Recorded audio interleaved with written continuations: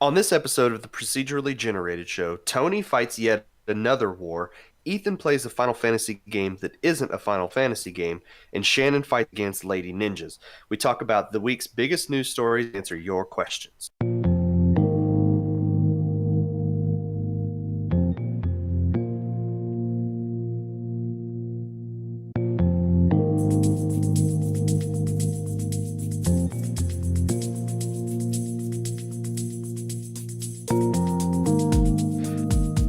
Howdy, everybody. Welcome to the Procedurally Generated Show. I'm your host, Tony, and joining me this week, I've got Ethan.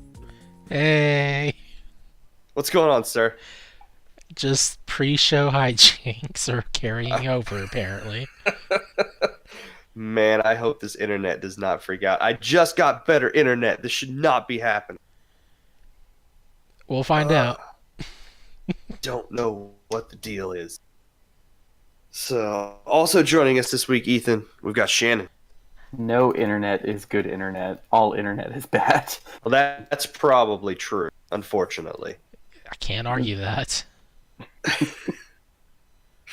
Spend 5 minutes on the internet and your mood changes. Yeah. So, yeah. That's not what we're here to talk about, though. We're not here to talk about the internet. We're here to talk about some video games. And Shannon, you're up first. Why have you been fighting Lady Ninjas? I picked up Dead or Alive 6 to go along with Shelby. When I was in Oklahoma a couple weeks ago, we sat down and we spent almost an entire evening just powering through different fighting games. We did some Kohime Enbu. We played Smash Brothers. We played Persona 4 Arena Ultimax. And the end result of all of this was us sitting down and realizing, you know what, Dead or Alive comes out. I don't think Shelby really got into Dead or Alive 5 outside of the story mode. I never played Dead or Alive 5. When I got back into town from spending the weekend with him, I downloaded the Core Fighters version of DOA 5, which is free and just changes every week what fighters are free, I guess, is the way that thing works. And then realized, you know what, maybe I need to get DOA 6.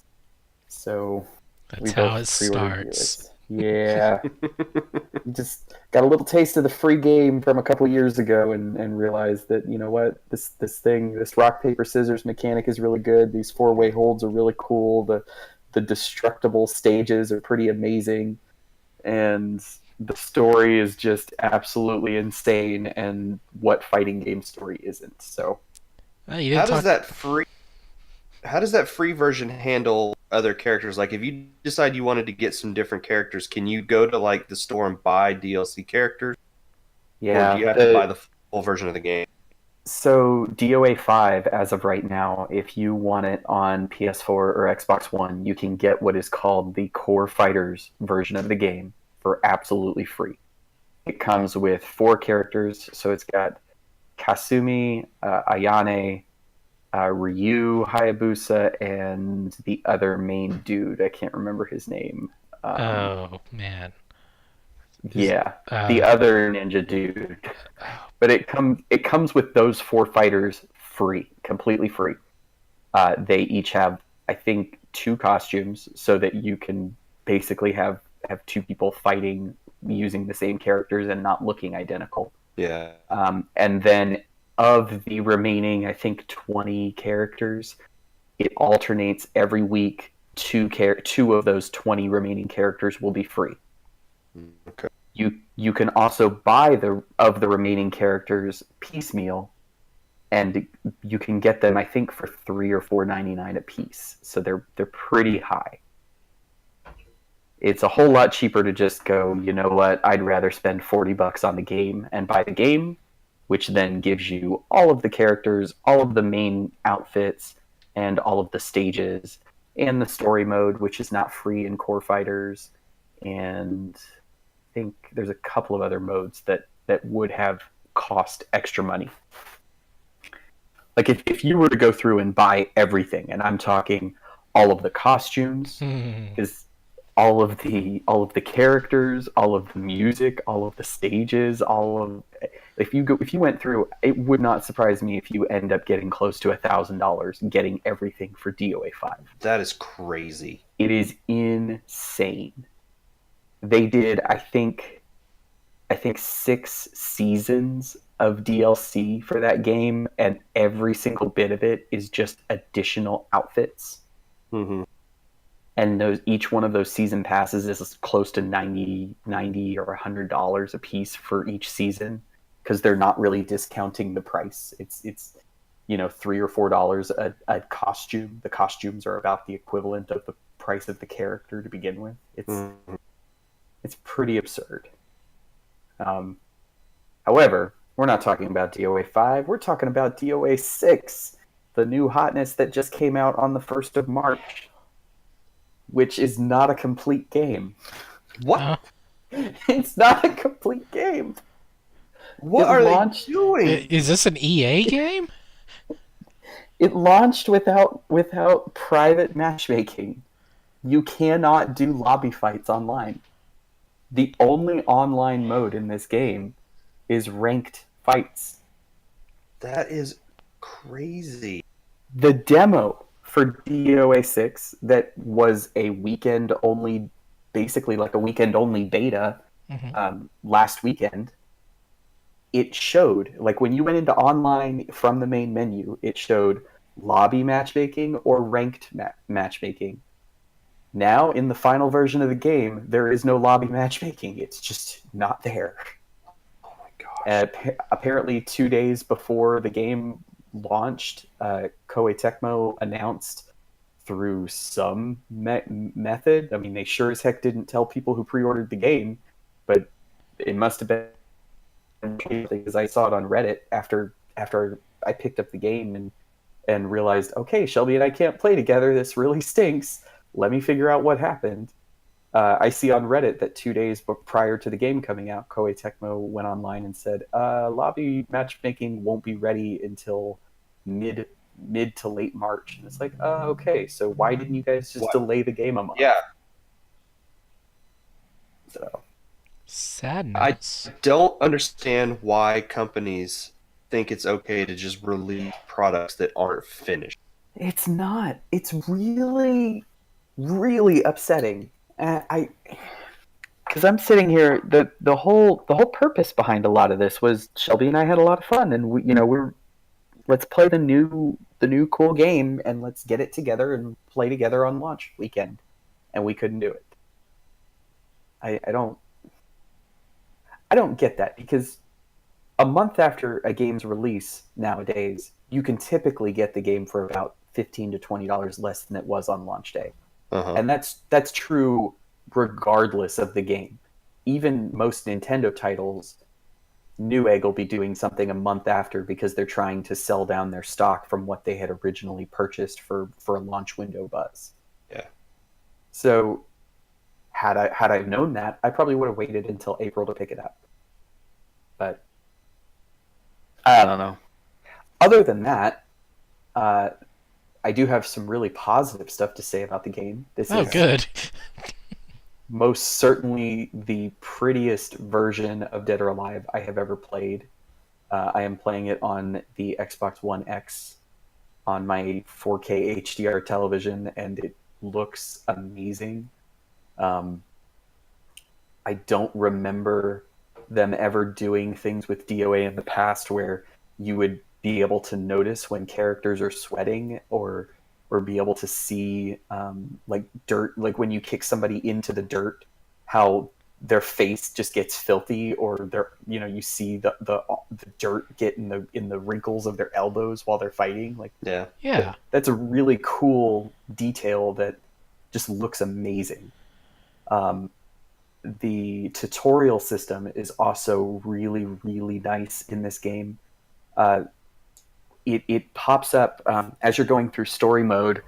If story mode requires you to pick a different character, which in a typical fighting game you have different paths for each character to get to the ultimate ending.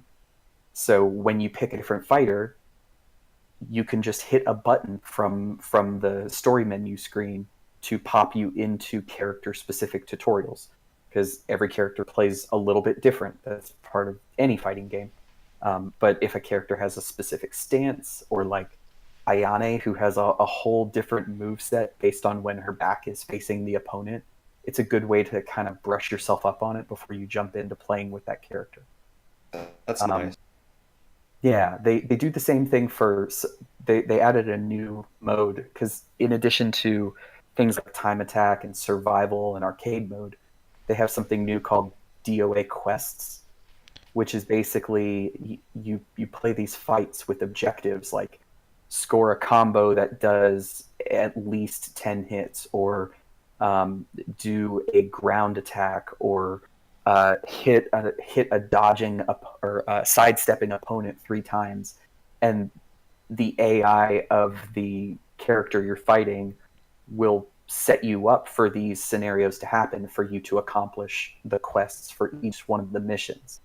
However, each one of those quests, if it's something specific about a mechanic in the fighting game, it'll give you a button prompt to say, would you like a tutorial on how to do this?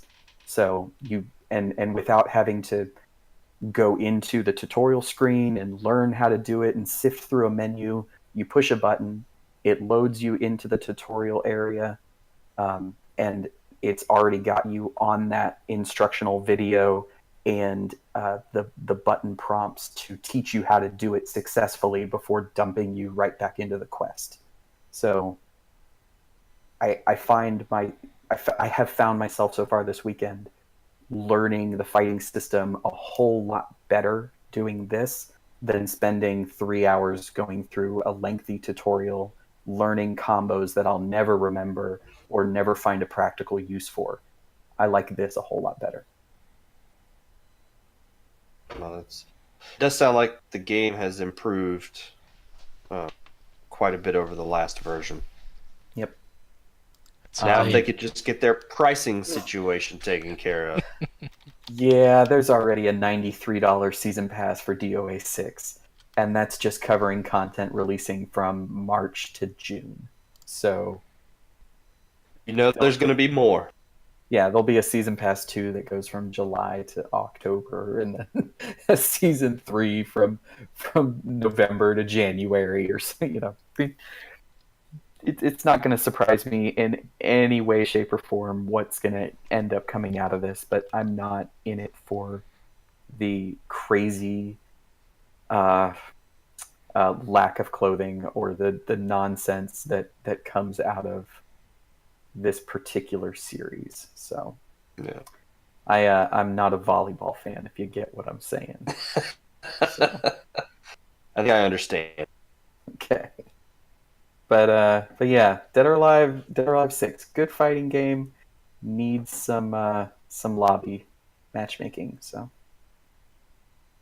okay, is that it? Yep, that's it. All right, Ethan, what have you been playing? I decided to try out a game I backed on Kickstarter a while back. Okay. Like 2 years back. So, Shaq Fu. Oh gosh, no. Knights and Bikes. No. No, I backed a game called Edge of Eternity, which I forgot the name for a moment. Forgive me on that one. And I think I backed a PS4 and PC version or something of that. So I've had a couple of PC beta keys sitting around. Or not sitting around. I gave one to a friend, and then I've registered the other one, of course. And at the time that I registered that, I didn't have a PC that could handle it. And then, I guess a year ago, I built that awesome PC. So I've been kind of lazy and finally got around to trying out what they gave me. And they've been updating that as well. So, yeah. This game it looks like a Final Fantasy game in many aspects. Yeah. It works with the ATB system, active time battle. Yeah. Where you got the meters that fill up, and then you have your action, and you see the enemies doing the same. Yeah, Ooh, so It's it's been a got staple like, of the Final Fantasy series for a while. yeah. Which they kind of just got rid of the bar, and now it's just all right. It's your turn now. Your turn. Your turn. do you have free roam in the middle of your battles like Final Fantasy 12 did? You have a hexagon kind of system going or something. Okay. You can position your camera in a way that'll help you view the battlefield better, which they need a lot of work on that camera system right now. Because in battles, it's like you only have left and right movement and on the camera, and it just kind of lifts and lowers on its own, doesn't get the right angles. Uh, so the battles ATB system, enemies will be in one grid area and they can move from wherever to wherever, and you do the same. There will be various environmental details out there as well, which you'll see while you're in the battlefield as well, which say you're standing next to a crystal whenever you encounter an enemy, or if they're standing next to one when you encounter them, that crystal will be next to them in battle. Because you're still in the field, it's just you're in a private battlefield at that point. Yeah. So that's a good addition. You can actually move a fair bit away from the enemy in there per turn going through the grid, but I didn't go too crazy trying that out. Crystals on the battlefield will have various effects. Like I think the green ones that I was next to would cause a healing effect over time. Mm-hmm. Red ones did something. I'm not sure what they did, but it said it did a thing. I ended up finding a ballista that seemed to charge from electric attacks, so that would give me an attack right away. So that was pretty cool. Just cool little things like that. The game itself, the characters in the game, they're really rough right now. I don't care for the writing and the voice acting that's going on at the time right now in this stuff. It just seems extremely rough or forced. It's kind of like watching the main character is. It's kind of like watching the main character from How to Train Your Dragon. He's got like his voice doesn't match his character, that sort of thing going on. Really? Yeah, I forget his name, the guy's name in that movie, but Hiccup. it's Hiccup. Gosh, like you see his character. I don't see that voice being the voice that he should have. But after like watching the whole movie and then going to the second movie and so forth, I kind of accept that that's the voice for that character. I think those are fantastic movies, by the way. Yeah, they're good movies. So I don't know if this character, the main character in this game, if his voice just needs to grow on me or what, but it just kind of bugs me. And he does remind me of Hiccup, and he just kind of has that voice thing going on with him. Mm-hmm. Your weapons level up. You level up. Your weapons level up. And as your weapons level up, you get more ability slots to put crystals in them. So it's kind of like a materia system sort of thing where you unlock a slot on there and it's a specific color, and then you have a certain gem that you'll find on a rare occasion, and you can slot that color into that colored slot, and so that'll unlock an ability. Your partner on there, she looks like a magic wielding character, and that's because she is supposed to be a magic wielder, but she is literally stabbing the enemy with her staff whenever you melee, and I think that might need some work where she's instead bashing them or doing some kind of just blunt magic damage quick cast thing. Yeah, you'd want a staff user to be using the staff properly. Yeah, I mean the worst thing that could happen for a staff or any kind of magic caster is the thing they channel their magic through breaks. So Breaking, yeah. it's after that breaks, what are you gonna do? Stand there and point at the enemy to death? Could be like Harry Dresden in the Dresden Files and use a drumstick as your magic wand. Is that a Harry Potter reference? No, it's from the Dresden Files. I don't know what that is. That's a fantastic book series. You should read. It's it sounds amusing. The drumstick as a magic wand. I'd have to go into a long explanation of it, but there's like 13 or 14 books in the series. They're fantastic. They take place in modern day Chicago. He's the only wizard in the phone book, and shenanigans ensue, and it's fantastic. Who uses a phone book? People in Chicago, apparently. Oh my gosh. Just look them up on the yellow pages online. I don't think he uses the internet. How does he get phone calls? What, got a On Nokia? He's got an old phone. Yeah, he doesn't carry a cell phone, I don't think. So because technology has a tendency to explode around. He's never gotten to play a Game Boy before. How sad. Nope, he hasn't. Drives around in an old Volkswagen Beetle because it's the only car that works. He named it Herbie. No, he didn't. That would have been great, but no. Okay, so Edge of Eternity. I really don't know what the plot is right now. I just know that my characters at the current moment are they're talking about their mom. They're currently in you start in kind of like a Dead Space 3 setting where it's all snowy and you can't see anything. Mm-hmm. But there's a lot less zombies to fight. And then from there it goes to a cave system, and then to a forest, and then to grass fields. And all you've done is probably go 300 yards. Okay. So that well, maybe 500 yards. So it's just really strange to me how the environments are on this. I'm not. I really want to know more about this game, but I want it to be extremely well polished by the time I get to the point where I can know more. Yeah. So the game's not out yet, right? No, it's still in the alpha phase. It's in early access on Steam, so people can purchase the early access if they want to play it.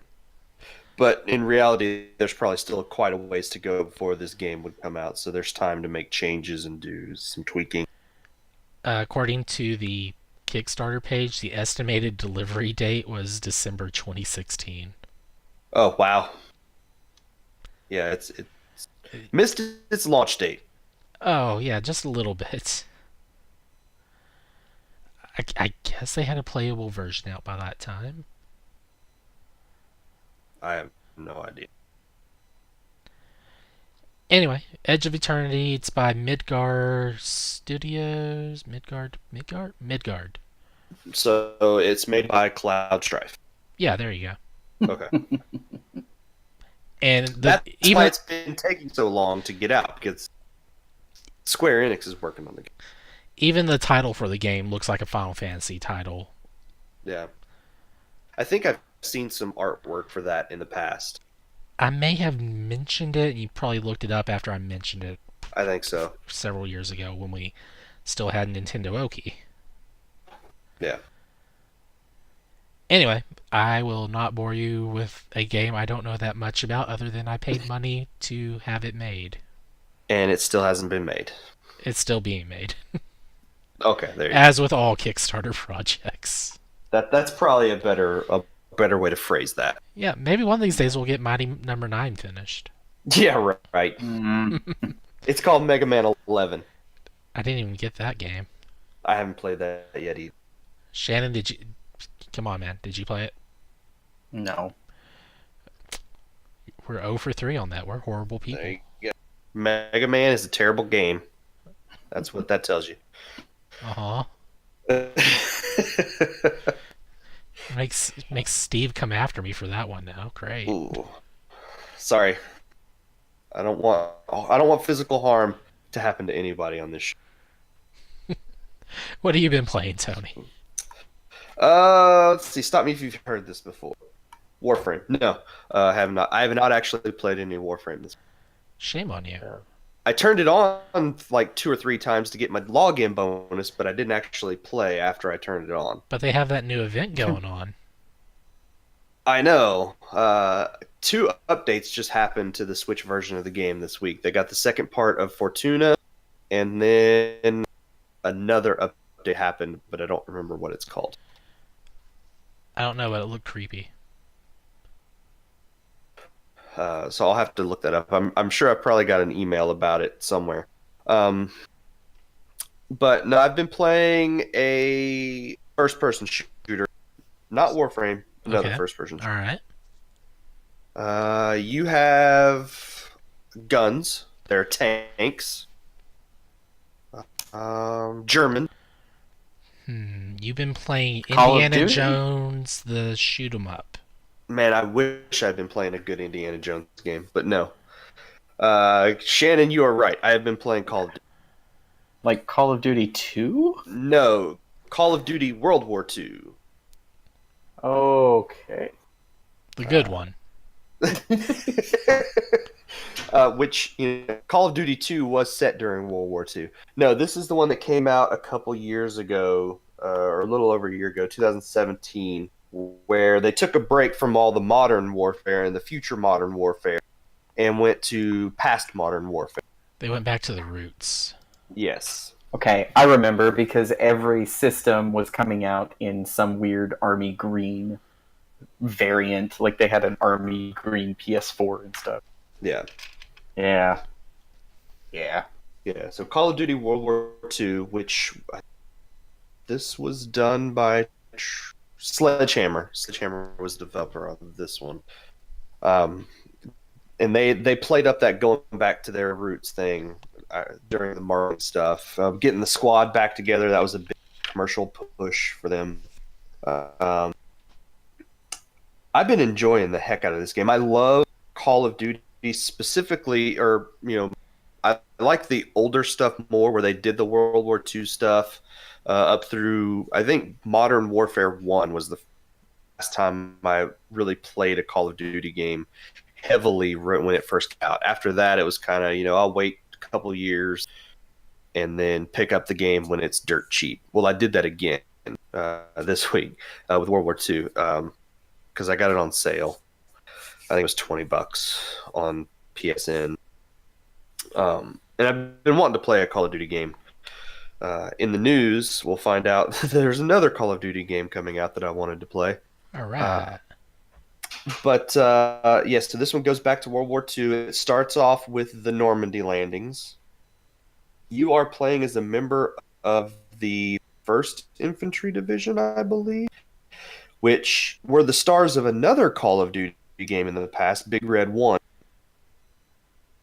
which was on PS2, GameCube, original Xbox, I think. Man, they really are reaching back. They are going way back in their Call of Duty library and finding some stuff that people really liked.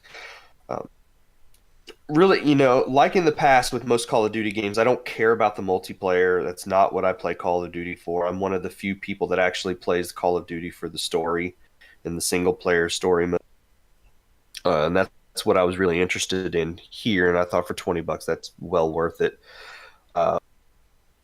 I'm probably a third of the way through the story at this point, and I really do enjoy it. They've made some changes to the sort of core mechanics of the game that have been sort of a staple of the series for the last few games, but they've gone back again to their roots, and you no longer have things like recharging health, so you can't just sit around and wait for your health to recharge.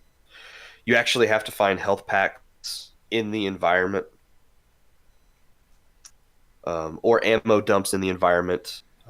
You can pick up ammunition from soldiers that you've killed, but for the most part, you're going to have to go find it if you want it. Man, remember the good old days when you just recover health from taking cover for a while? Yeah. So with this, you can carry 4 health packs at a time. Um, Mostly you'll find them through the environment, but they do have different character classes now that are a part of your squad. So there is like a medic character, and if you're low on health packs, every once in a while, his an icon for his that character will pop up on the screen, and you can go find that character on the battlefield, press a button, and he'll throw you a health so that you can recharge your health. You can't just spam that though. It's not like you can take a bunch of health, go get a health pack from him, heal up, take a bunch of damage, um, and just keep doing that over and over again. You can only use that every few minutes. Uh, so keeping track of your health and trying not to get hit is a little more important in this game than it has been in the past. Same with ammunition. It's not like survival horror level of scarcity where Oh, good. they haven't gone that far. Um, I don't know. They have the zombie modes, don't they? yeah, zombie mode is still in there. Nazi zombies is still a thing. I haven't played that on this yet. But yeah, you're not getting to the point where you're having to shoot one bullet and hope that you don't run into another German soldier. Uh, for the most part, I have had too many issues with that. Usually just swapping weapons, and if you pick up a German weapon, you can usually find ammunition for that pretty easily. It's the American weapons that it's hard to find the ammunition for. Oh. So the story has been really good. It's like I said, it starts off with the Normandy landings, and my goodness, is this the most uh, gory version of a Call of Duty game I've ever played? Oh no. It was insane. There's like whenever artillery shells are dropping around you, you'll actually see limbs coming off of people and bodies flying through the air. It's I was not ready for the level of blood and gore in this game uh, compared to some of the past games. But I guess it does it adds a little bit to the realism of the game in some respects. I don't think anyone's ever ready for that. So, but yeah, the game's been pretty good. I've played around with the multiplayer a little bit. I've been playing a lot of Warface lately, and enjoying that multiplayer a lot. Jumped into the Call of Duty multiplayer and got my tail end handed to me quite a few times. Said, you know what, I think I'll go play Warface for a while and play that multiplayer. So I think that's what I'll do. I won't play Call of Duty multiplayer, and I'll just go play the free play shooter that is like Call of Duty but isn't Call of Duty. Overall, though, I'm really enjoying it. If you haven't played it and you've got a PS4 or an Xbox One, it might be something you'd look into. The other thing I did this week, or just earlier today, actually, I wanted to mention this. I picked up a new controller for the Switch. Oh. It is a Power A wireless Pro controller. Okay. Nice. I think $45 at Walmart. I got this one for $50 at Target. But it's got some retro graphics on the front. It's got a picture of Mario and a piranha plant from the original Super Mario Brothers on the front. If you've used any of the Power A wired controllers, you kind of know what to expect. It's similar to that. The analog stick, the top of them are a little smaller than that. I don't know that I like this a lot. I think the tops of the sticks are maybe a little too small. And it feels really light in your hands. It's not a rechargeable controller. It actually uses AA battery, which I didn't realize until after I picked it up. I thought it was going to be rechargeable. And then I just happened to see on the back of it 2 AA batteries included. Cool. But it's got some extra buttons on it. It's got what they're calling the advanced gamer buttons. And Go ahead. I was going to say, I really like. I have one of the Power A GameCube wireless controllers, and I really like it. Yeah. The AA batteries is not a bad thing in my book, because it's a whole lot easier to just pop new batteries in when they eventually die, Yeah. rather than having to stop gaming because you have to wait for it to charge. Yeah. I don't know how long the batteries in this will last. Do you know kind of how long they are in the GameCube controller? I've been getting maybe 30 to 40 hours out Okay, of so a single set of AA's. So. that's fairly average, I think. This does have motion controls. Yeah, so does the GameCube one. Uh, and these two extra buttons on the back, they're where your middle fingers sort of rest, and you can reprogram those to be some of the other buttons, whichever you happen to like. I've never really understood the point of those buttons because I think you can get Xbox and PlayStation controllers also that have those programmable buttons right there under where your middle fingers rest. So I really like the Elite controller functions for playing Forza on Really? Xbox One. Yeah, because I use it for shifting gears. Okay. That makes some sense, yeah. Yeah, use it like paddle controllers on a steering wheel. So I know, but I've just not run into an experience where I'm like, I really like those buttons under my fingers. I'll just remap some buttons to that. can you trigger or can you assign a macro to them? Like, can you? No, not that I know of. You can just remap a button to those buttons.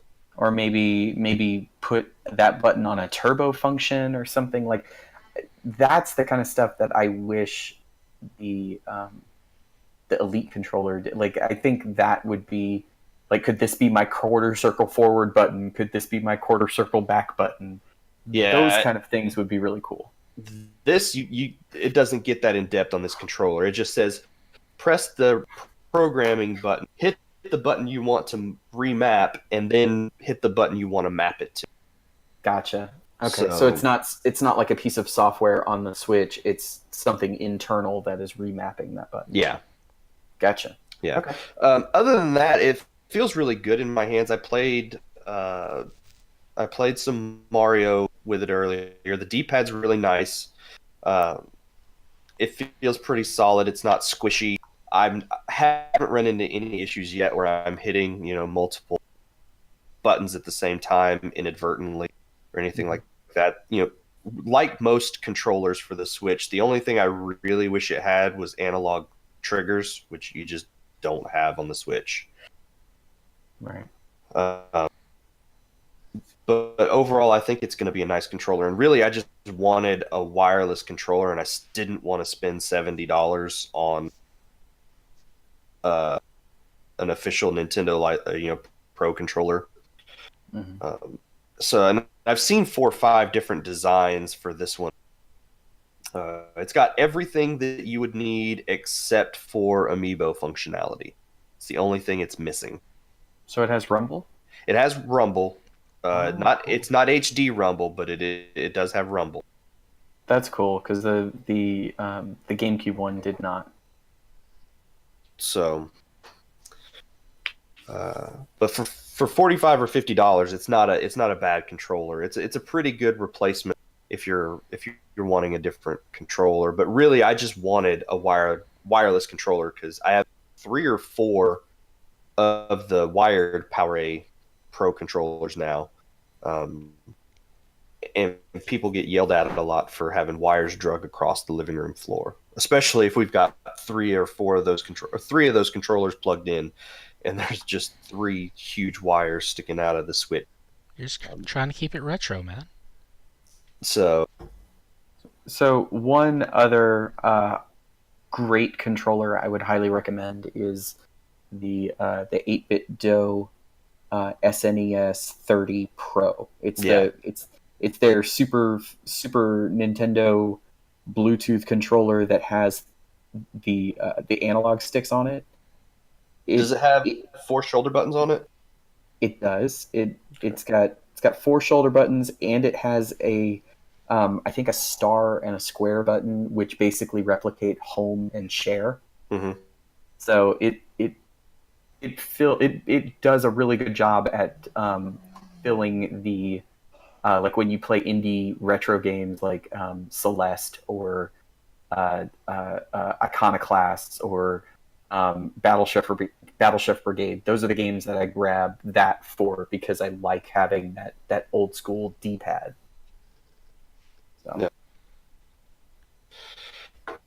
So, I'm always on the lookout for different controllers for the Switch that you can use, and this was one that I saw that has been nice so far. I've only used it for 2 or 3 hours at this point, but I think it's probably going to be a controller that might become my primary controller for playing the Switch. But that is it for me. So let's take a quick break. We will come back and we'll talk about the news.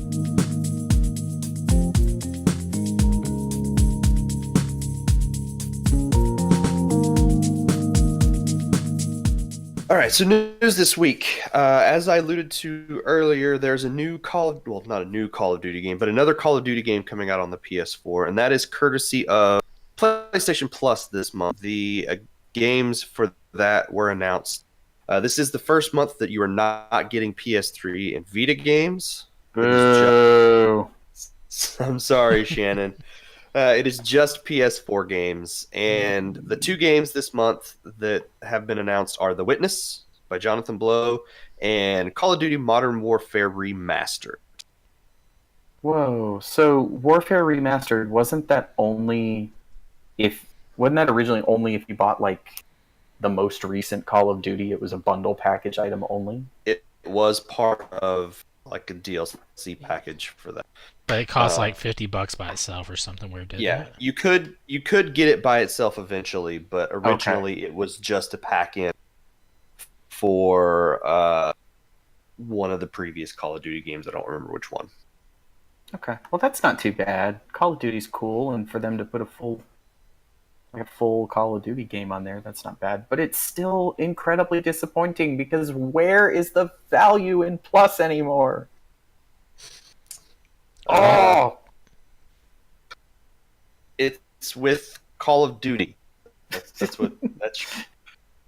sorry. I'm hoping that because you're not getting PS3 and Vita games anymore, that maybe the quality of the titles for PS4 will start going up a little bit more.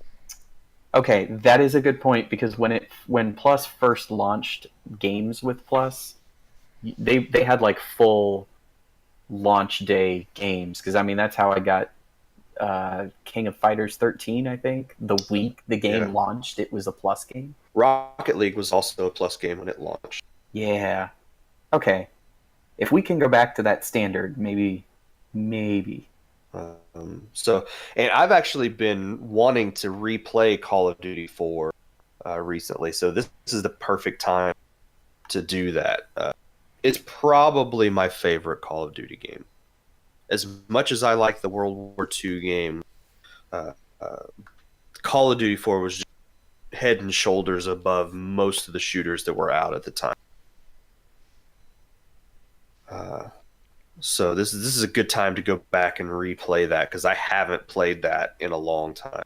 It came out in 2007 originally, and I think 2007 or 2008 was the last time I played that game.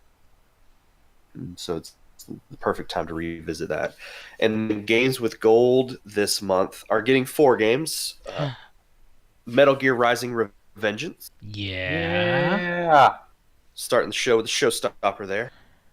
That's where you can just stop right there, and games with gold is good for this month. Yeah, that's all you need. Yep. PvZ Garden Warfare 2.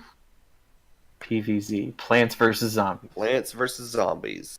It says Plants vs. Zombies, not abbreviated. Tony's just cheating. No, but it's just PvZ is what it's called.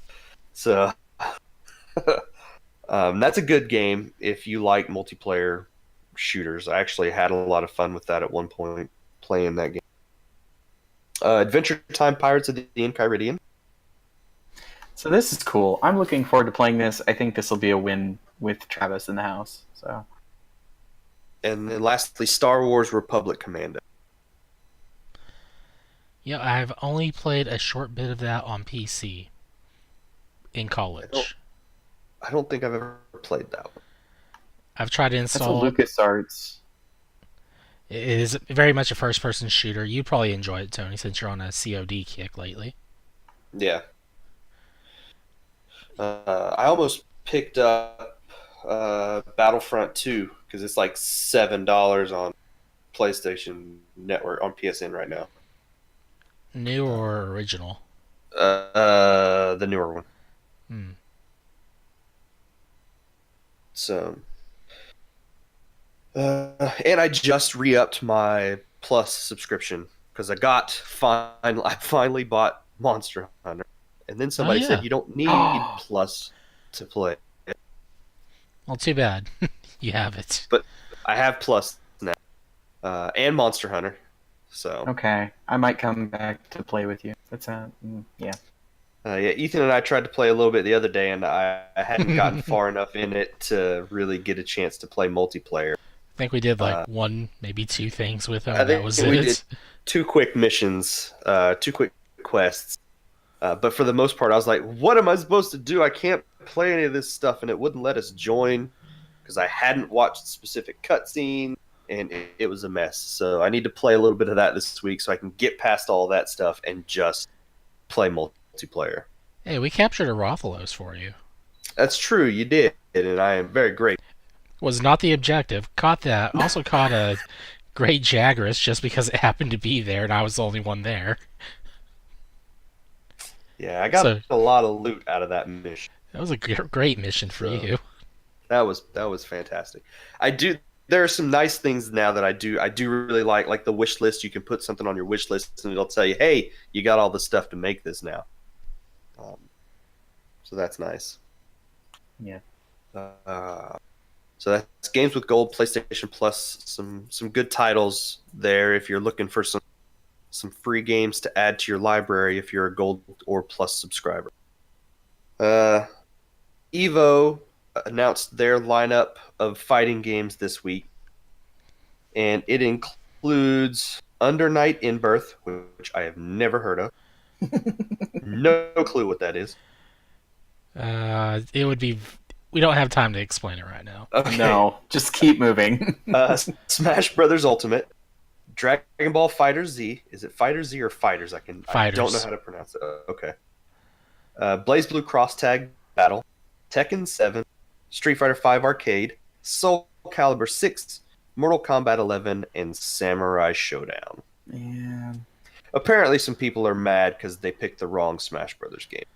No, they picked the right Smash Brothers game. It's time to let the CRT televisions go. It's time to move on to other games. You don't see them putting Street Fighter 2 up on main stage. They're not putting Soul Calibur 2 GameCube edition on stage. Right. Not playing Mortal Kombat 3 Ultimate. Like all these games that they're listing came out probably within like at least the last year. Couple of years. I want to say Under Night in Birth, the one they're playing, might be probably last year, might be a year before. I don't know. Yeah, I think Smash Brothers Ultimate is the better choice for that. Right. Absolutely. That game is fantastic. And the main reason they didn't go with Melee, from my understanding, is it was just down to the same 10 top players every time. Yeah. So it's like there's no new content. It's just muscle memory for these guys, and it's getting stale. Yeah. We'd rather boo at people playing Ultimate for using Bayonetta. That's another news story, so let's not talk about that one. I think earlier today was actually another round of the Smash Brothers tournament that Nintendo is hosting. I didn't get a chance to watch it yet. And the finals of that are at PAX, I think. Yeah, I think that's going on right now. Maybe. Yeah. So that one is officially being hosted by Nintendo. Let's see. What is this Left Alive news that you've got here? Oh, so Left Alive came out in Japan on the 28th of February. Within like a day or two, well, the day it came out, of course, people are going to try to stream it, and there are Naturally. blocks. There, of course, are block scenes. That's understandable for most games. Hmm. Especially on the PS4, it pops up that thing saying, this is a block scene, you can't stream this, or whatever. Yeah. What people are finding out after a couple of days later is now you can't stream any of the game, particularly on YouTube. I don't know about Twitch, but I would imagine they had the same setup going through there somehow on the system, where it's just on PS4 specifically, not letting you stream it to there. Uh, I don't know. I'm guessing it's Square Enix doing this from the news reports. I think so. And since then, the game has gotten review bombed by the Japanese audience for it. And the game has even dropped 44% on Amazon Japan. Really? Going from a 9,000 yen game to 50,000 or 5. Wow, numbers. 9,000 yen game to 5,000 yen game. That's crazy.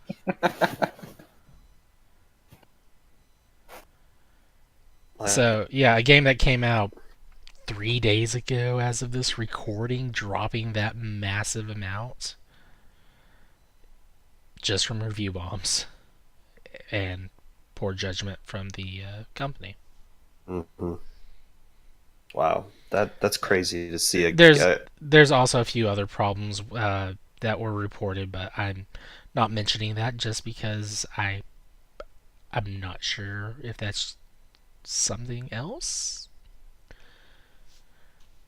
Let me get back onto that, and I can say what it was. Scenes are blocked. Yeah, this makes for great recording. I'm sorry. Well, yeah.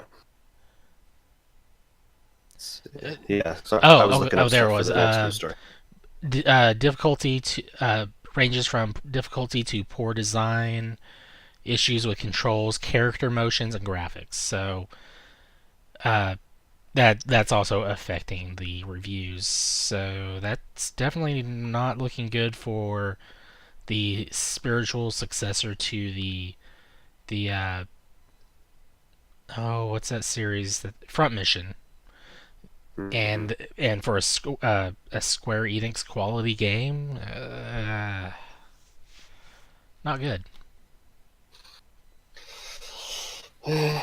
Sounds like there are definitely some issues that need to be worked out before that game gets the attention it might deserve. So, EA knows all about that as well. This is With the their game where they recent- got the guy doing like the character art that did the art for Metal Gear Solid. Yeah, I remember hearing about that. Yeah, people got confused because it's a mech game, Metal Gear Solid art style, and Square Enix and no Kojima or Konami. It's not a new Metal Gear game. And it's not Metal Gear. So imagine if Square Enix was developing Metal Gear now, though. Oh, they're going to do better than this. Yeah, it's too bad. So Have you gotten the news for the last story? I do.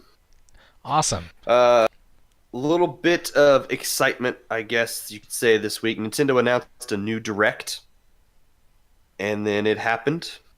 I think it was Wednesday this week. Sounds about right.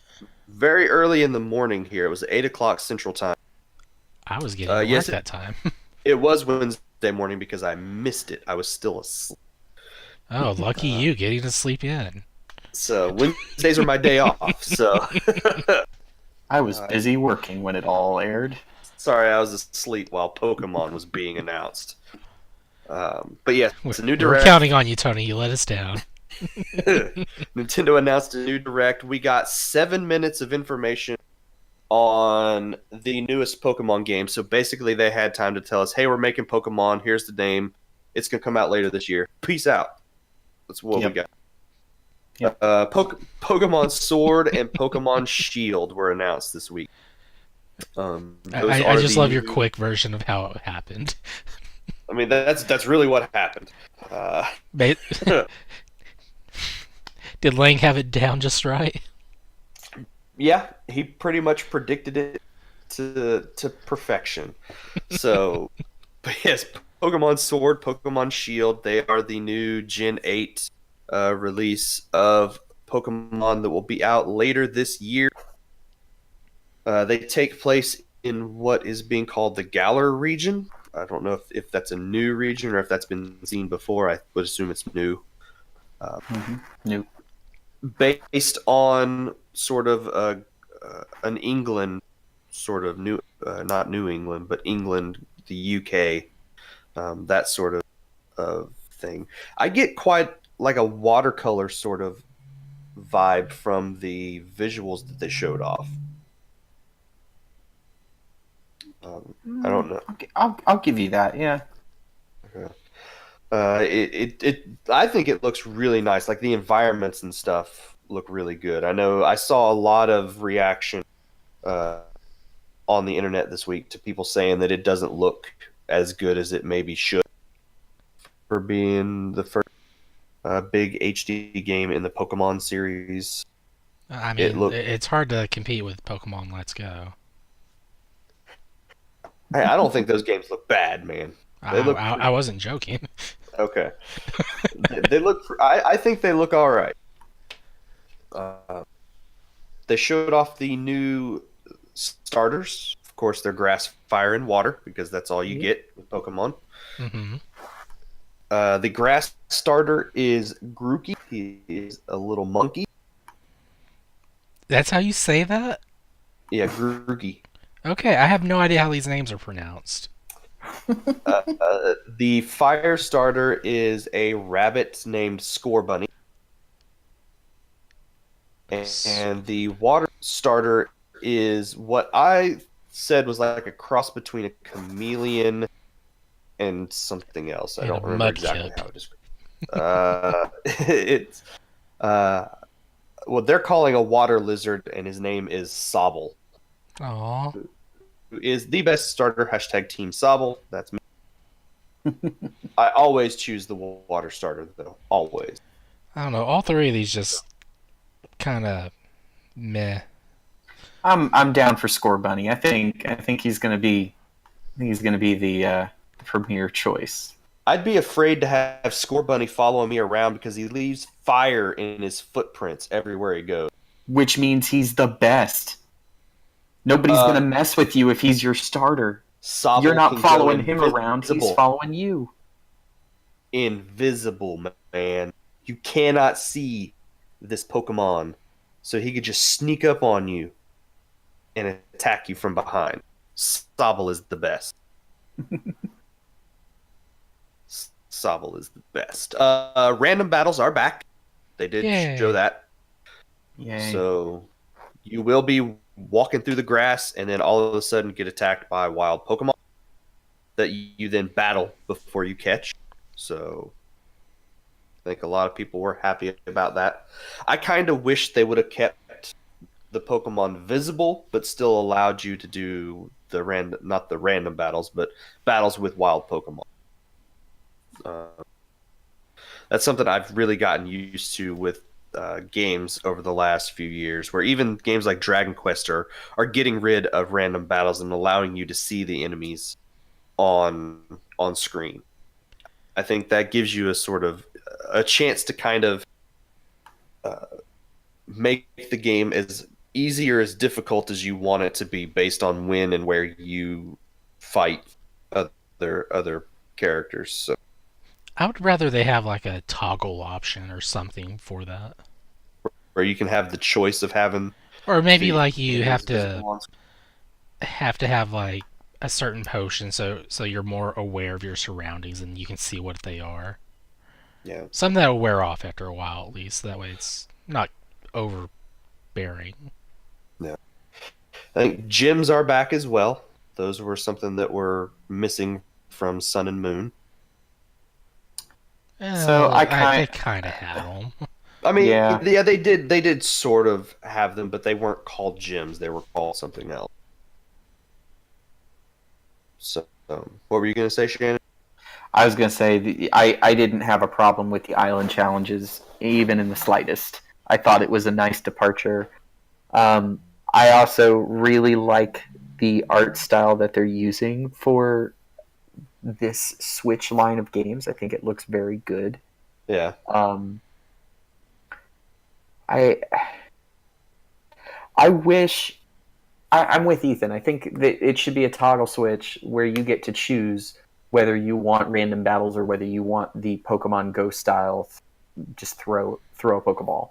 There should be a way that they could incorporate both systems, and it's not too late for them to announce that either. So yeah, I don't know that I necessarily want to do the Let's Go thing where you're just catching the Pokemon. I do like battling wild Pokemon. At the same time, I do like Let's Go where they sort of streamline that and you skip the battle part, just go straight to the catching thing. But I would like to see, if you want to have the enemies visible on screen, the Pokemon visible on screen so that you can decide which ones you want to try to battle and catch and which ones you want to just let go, that kind of thing. I would like to see that. have they said that that's not going to be there? They haven't said anything. Okay. They basically showed off that you're going to be running around an environment and there are going to be Pokemon in it. Okay. So there has been very little information outside of the starters, the name, and the visual style of the game. So, but they did confirm that it will be out this year. So sometime in 2019, I would imagine probably October, November, that time period. I think that could be their big holiday game for the year. Maybe. As long as we don't end up with branded Switches. Oh, we will. I know. Yeah, no, we will. There will be Switches for each of the starters, and you'll get them in a blind box, so you won't know which one you're going to get. I better be able to use my Pokeball controller. Yes.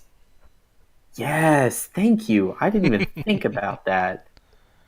Yeah, you know what? Have you put a Pokemon in there? Like, just transferred a Pokemon in and taken it with you for the day? No, I don't play enough Go to justify making it do all the work for me. You don't have to do that. You don't. You can just take your Eevee, put your little or Eevee, Pikachu, or Pikachu or whatever. Eevee superior, got it. I know Ethan got Let's Go Eevee, so I'm just saying. Yeah. He knows better. You can put your little Eevee in the Pokeball and then just take Eevee with you, and it works the same way. Do you remember the old Poke Counter, the little LCD, the monochrome LCD thing that just counted your steps? Yeah, the pedometer. It works the same way. So you still, as long as you're carrying that thing with you, it doesn't have to be connected to Let's Go. If you're carrying it with you, you are gaining experience for that Pokemon and doing it a service by the time you bring it back into the game. Also, it's a really cool thing to just pull the Pokeball out of your pocket, tap it twice, and listen to Pikachu or Eevee or whatever do the growl or make the emote and watch the Pokeball flash. It was a very cool way of bringing the game out of the game. So I liked it a lot. Also, it does all the work on the Pokestops and such for you instead. Yes, it does. Only if there's a Pokemon in there. Otherwise, you're having to do the manual clicking. Yeah. Here's one thing I want to know with this new game. Do they finally go the route of giving the different Pokemon voice clips, or do they still do the little electronic sounds that they've always done? Electronic sounds, I bet. Yeah, it's electronic sounds. The core Pokemon typically get, so Pikachu, Eevee, Squirtle, Bulbasaur, Charizard, like core Pokemon will get their actual name call, but others, it just goes there or the whatever. Those were perfect Pokemon sounds. You're welcome. I got more. I want to see. I want them to go away from that. That's one thing I would like to see, is each of the Pokemon now getting, their actual from the cartoon voice clips. That would be cool. I understand why they did it in the past, but I think at this point we should have full voice acting on our Pokemon game. So I think one reason that may never happen is the language barrier difference. Yeah. Because if you've ever noticed, it doesn't matter what region you buy the Pokemon game in, even if you buy a Japanese copy, it asks you what do you want the language to be. Yeah. They put every language onto every single one of those cartridges so that it doesn't matter. It's universal. I doubt they'd be able to do that with recorded audio. That's a good point. I hadn't thought about that. So, are there anything else that you guys would like to see from Sword and Shield? I mean, there are things we don't know. We don't know which Pokemon are going to be, unique to which. We don't know any of the new Pokemon yet. We don't know, I don't think, how many Pokemon are going to be in this game yet. So what are some things that you want to see from this? I want to see that it's actually related to the Marvel Universe.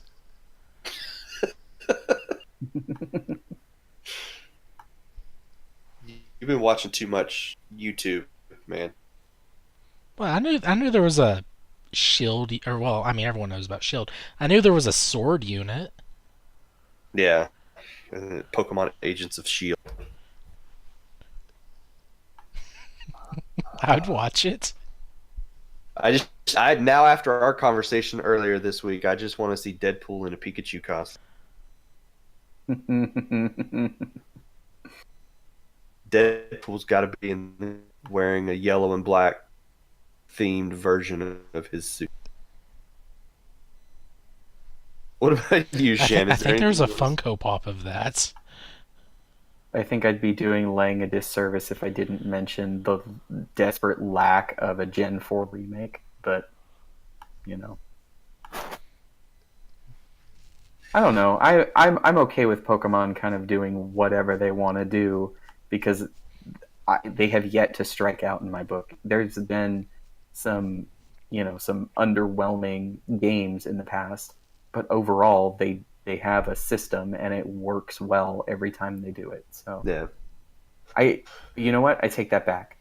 I do not want a Sword and Shield 2 or I don't want an Ultra Sword and Ultra. Yeah, I don't want that. I really don't want that. Yeah, if we're gonna get a game to follow this, make it like Wand, like Sword, Shield, and Wand, or make it a legit new game. Sword, Shield, and Gun. Probably not. What games were Gen 4?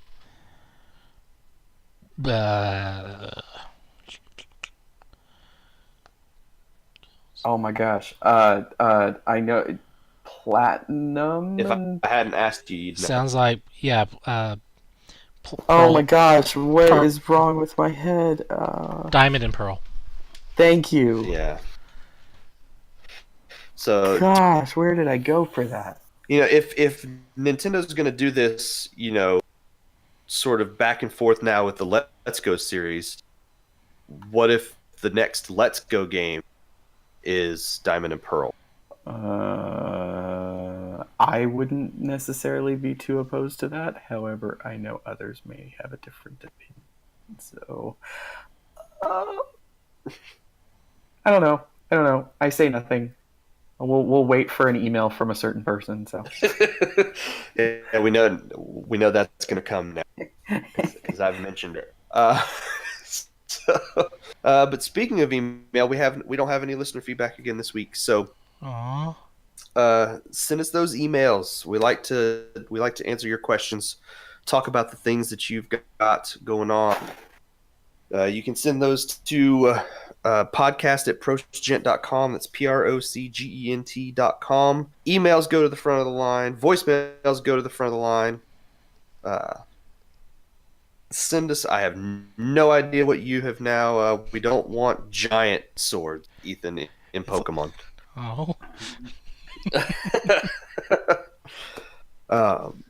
So let us know what you're thoughts are on the Pokemon announcements, what you would like to see from the games, because we still don't know a lot of information about them at this point. So we can just speculate all day long. But that will be the show for this week. So thank you, Shannon, for being on. It was a pleasure. And Ethan, thank you as well for being on the show this week. Yeah. And we're done. Commander Shepard would run a retrieval mission for the Mars rover, and that's the tease, y'all. If you want to reach out to us, we have tons of new ways to do so. You can email us at podcast@procgent.com. That's PROCGENT.com. You can send us a voicemail if you want by clicking on the voicemail link on the right side of the website. You can send us voicemails up to 90 seconds in length, and we'll play those on future episodes of the show and respond to the questions that you have. If you like what we do here, you can now support us on Patreon, patreon.com/pgint. Patreon supporters will get a video version of the podcast a day early. These will normally go out on Tuesdays. Patreon supporters will get them on Monday. Follow us on Twitter at twitter.com/progenint. Check out our YouTube channel that we've got and see the content we've got going on up there. And then we still do have the Facebook group where you can interact with us on a daily basis as well.